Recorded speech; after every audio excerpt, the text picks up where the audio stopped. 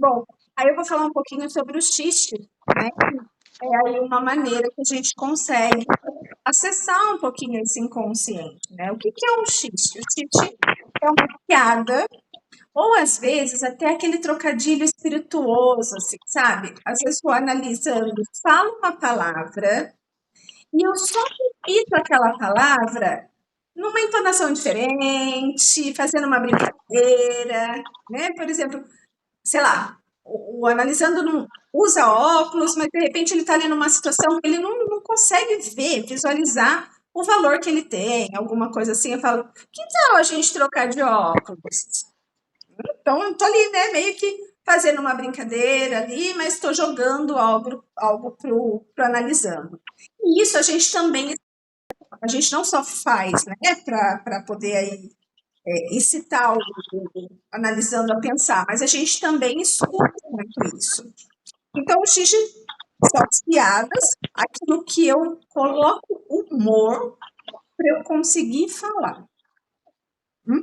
Então, o que seria? Eu tenho algumas questões reprimidas, algo que né, me incomoda ali, mas eu vou falando e no final eu dou aquela risadinha. Porque até ali só que eu consigo falar. Às vezes eu não consigo falar para além daquilo. E a gente, na análise, vai tentar escutar para além disso, né? Fazer com que o analisando fale para além disso. Ok, você parou aí com essa risada, mas né, o que foi essa risada? O que significa aí? Ou então aquela coisa, né?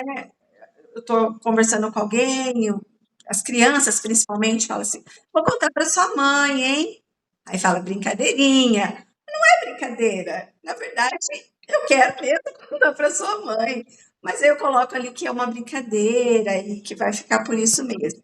Então, muita coisa que a gente não dá conta de falar cara a cara, a gente acaba falando nesse formato de uma piada, de uma brincadeira, de uma, né, de uma conversa descontraída. E o Freud, né, ele fala sobre o xiste em 1905, que é nesse livro aqui, né? Os xistes, a sua relação com o inconsciente.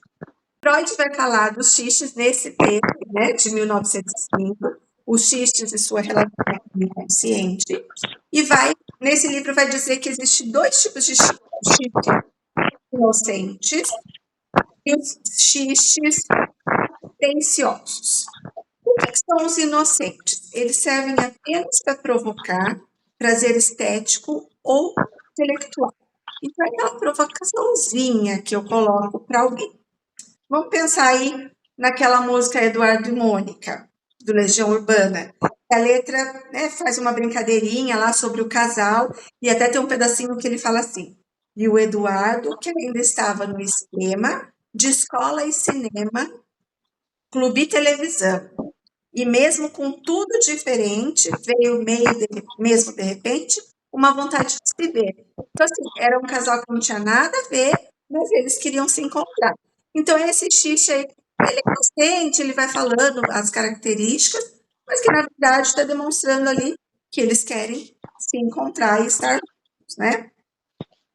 E temos o xixi tendencioso, que aí ele tem a função de realmente agredir, ridicularizar, ou, enfim, criticar. Né? E aí, esses, sei lá, vamos pensar aqui numa questão de burocracia do Brasil. Aí eu vou falar assim: ah, fui abrir uma empresa no Brasil, eu só preciso de 3 documentos: um atestado de paciência, um laudo psicológico, né? Porque eu vou ficar enlouquecida com todas as burocracias que eu tenho, e uma carta de desistência, né? Cansei, já desisti.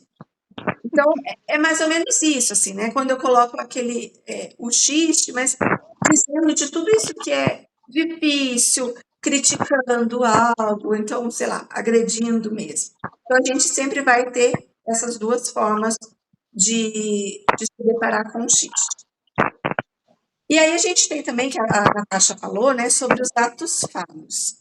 O que são os atos falhos? Os atos falhos a gente encontra nesse livro aqui, que é uma coleção mais atual do Freud, Psicopatologia da vida cotidiana, tem o texto dos atos falhos. Bom, o que são atos falhos? São lapsos de linguagem. Então, eu estou falando, de repente, eu esqueci uma palavra, não me vem na cabeça a palavra. Esquecimentos, erros na escrita, ou então alguns deslizes, assim, né? Estou falando, de repente, ups, falei uma coisa que não era para falar. Então, por exemplo, de esquecimento. Já tenho certeza que já aconteceu com todo mundo que está assistindo a gente aqui. Eu estou falando com a Natasha, contando de repente uma história, e falo assim: ah, eu encontrei com. E eu quero lembrar um nome de uma pessoa. E aí eu não lembro. Eu digo, nossa, mas como que é o nome daquela pessoa mesmo? E aí vamos supor que a Natasha começa a falar um monte de nome. Pedro. Eu falo, não. João, não. Como assim? Se eu não sei o nome da pessoa, se eu não estou lembrando o nome da pessoa, como que eu sei que não são esses nomes que a Natasha está falando? É porque algo está registrado no meu inconsciente, né? Por algum motivo, ele está recalcado, como a Natasha falou, ele está escondidinho, mas está registrado. É isso que faz com que eu diga que não é João, não é Pedro. Ah, é Antônio. Não, não é Antônio. Mas também, de qualquer forma, eu não lembro o nome. Então, isso aí é um ato falho, eu não consigo lembrar, mas, de uma certa forma, ele está na minha cabeça ali, está no meu inconsciente. Outra coisa, quando, por exemplo, eu estou conversando, vamos supor que eu estou contando aí uma história para a Natasha, de que eu não quero casar. Não quero casar, porque casar não é para mim, não é isso que eu quero. E aí, de repente, eu falo assim para a Natasha: ai, Natasha, você não sabe, o